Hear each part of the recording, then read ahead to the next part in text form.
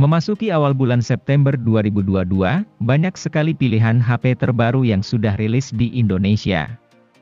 Spesifikasi dan performa HP yang resmi telah masuk ke Indonesia pada bulan September 2022 ini memiliki spesifikasi yang semakin canggih. Selain itu, HP yang resmi masuk ke Indonesia pada bulan September 2022 ini menggunakan teknologi dan fitur yang kekinian. Nah, berikut ini daftar HP terbaru dengan harga 3 hingga 5 jutaan yang sudah resmi masuk ke Indonesia akhir tahun 2022.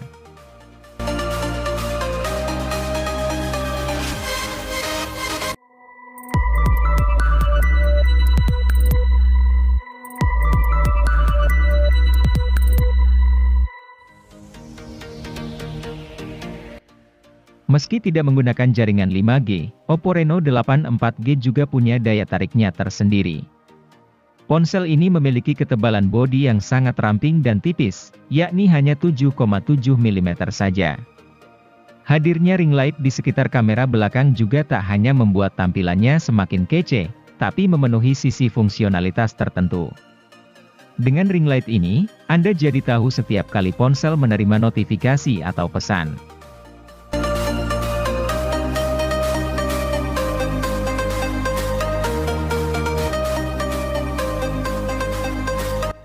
Oppo Reno 8Z 5G hadir untuk Anda yang menginginkan ponsel berkualitas dengan harga yang relatif lebih terjangkau. Ini karena spesifikasi yang dibawakan memang tidak semewah Reno 8 Pro 5G. Meski demikian, bukan berarti Reno 8Z 5G tidak layak dipilih. Ponsel turut dibekali dengan spesifikasi layar memukau yang sungguh menunjang hiburan. Dengan tingkat kecerahan mencapai 600 nit, tampilan layar tetap terlihat jelas meski di bawah terik matahari.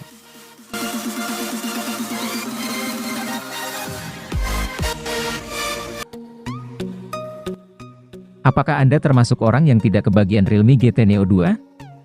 Jika iya, kini hadir alternatifnya yang setara yaitu Realme GT Neo 3T. HP ini sama kencangnya dengan Realme GT Neo 2 yang memakai SoC idola Snapdragon 870.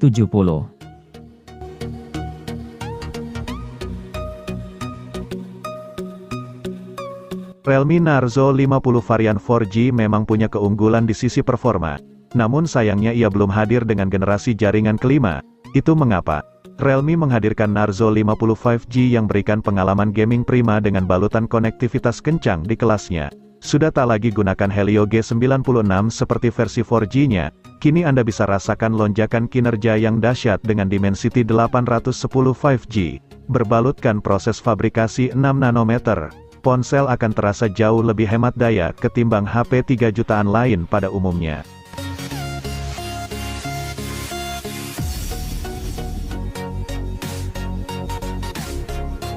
Galaxy M33 disebut-sebut diperuntukkan untuk audiens yang menggandrungi aktivitas bermain game dan menonton film pada waktu yang lama.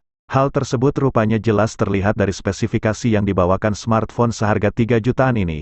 Hadir dengan panel layar PLS TFT, Galaxy M33 memiliki bentang layar berukuran 6,6 inci pada resolusi Full HD+, agar semakin nyaman saat sedang browsing ataupun memilih-milih video untuk ditonton di YouTube. Layar pun dilengkapi dengan refresh rate 120 Hz yang dapat meningkatkan kemulusan layar 2 kali lipat.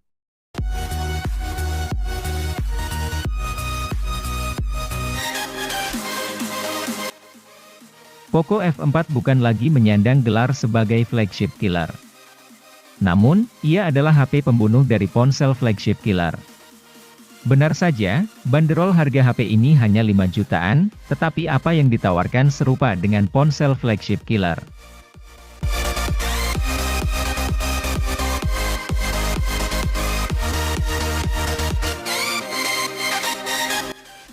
Kalau mau HP kelas menengah dengan desain kotak ala-ala ponsel Apple, maka Vivo V20 5G bisa jadi pilihan menarik. Pasalnya, desainnya yang mengotak jadi daya tarik yang menarik untuk kelas harganya. Meski tentu, Vivo V20 5G bukanlah ponsel pertama di kelas menengah yang menawarkan desain seperti ini. Dengan desain yang rata, tidak ada konsep layar melengkung di ponsel ini seperti saudaranya, Vivo V25 5G. Ini bakal jadi soal selera, tapi konsep desain ini menarik.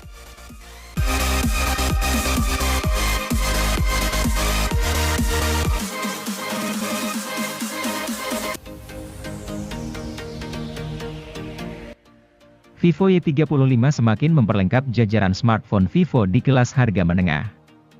Ponsel ini unggulkan beragam kelebihan di segala sisi, atau yang biasa disebut all-rounder. Kinerja dapur pacunya terbilang memadai dengan chipset bertenaga di kelasnya, sanggup menunjang navigasi yang lancar serta pengalaman gaming yang layak. Adapun pada sisi layarnya, menampilkan isi konten dengan immersion yang cukup mendalam karena hadirkan laju penyegaran 90 Hz. Ini tentu bisa memperhalus pergeseran yang terjadi pada layar.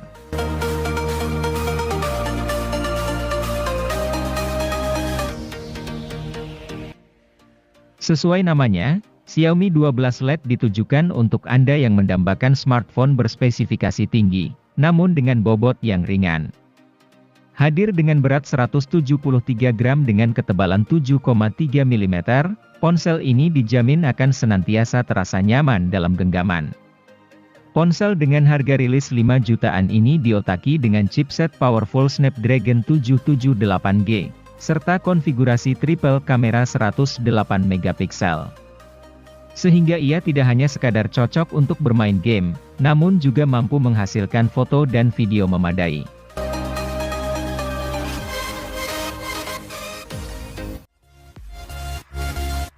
Sebagai penerus dari Redmi Note 10 Pro, Redmi Note 11 Pro pastinya menawarkan beberapa peningkatan baik dalam hal spesifikasi atau tampilan. Desain atau tampilan pada ponsel ini sangat menarik dan elegan dengan tema flat atau datar di seluruh bagian bingkai ponsel. Tata letak kamera belakang juga dibuat lebih memanjang ke bawah berbeda dengan pendahulunya. Bagian layar dari ponsel ini menggunakan panel Super AMOLED yang berukuran 6,67 inci dan dilindungi oleh kaca pelindung Corning Gorilla Glass 5. Redmi Note 11 Pro juga telah mendukung resolusi Full HD Plus dengan refresh rate mencapai 120 Hz sehingga kenyamanan pengguna menjadi terjamin.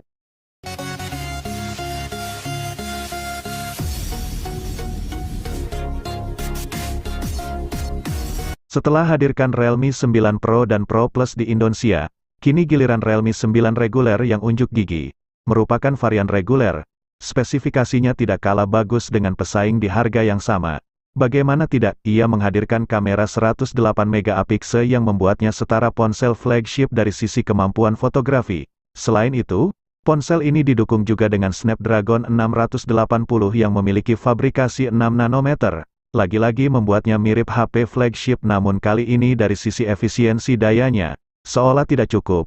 Ponsel yang dirilis dengan Android 12 dari pabrikannya ini juga tampilkan layar Super AMOLED 6,4 inci di resolusi FHD+.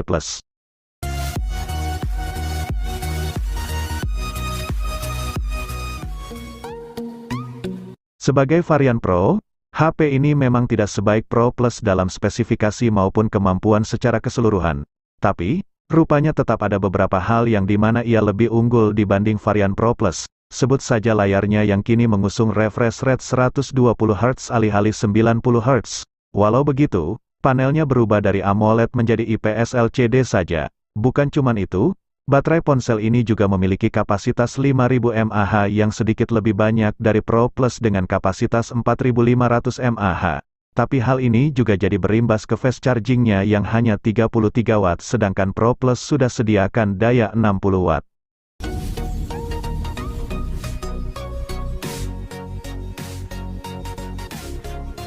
Samsung Galaxy A23 hadir dengan chipset Snapdragon 680 yang punya fabrikasi 6 nanometer. Chipset ini punya kecepatan prosesor CPU mencapai 2,4 GHz. Chipset tersebut dipadukan dengan RAM 6 GB dan penyimpanan internal 128 GB yang masih bisa ditambah atau diperluas menggunakan microSD. Fitur unggulan yang dimiliki ponsel ini adalah fitur yang mampu menstabilkan gambar optis, OIS, untuk meredam guncangan ketika merekam video. Galaxy A23 memiliki konfigurasi kamera yaitu 50 megapiksel sebagai kamera utama, kamera ultrawide sebesar 5 megapiksel, kamera depth sensor dan kamera makro masing-masing 2 megapiksel.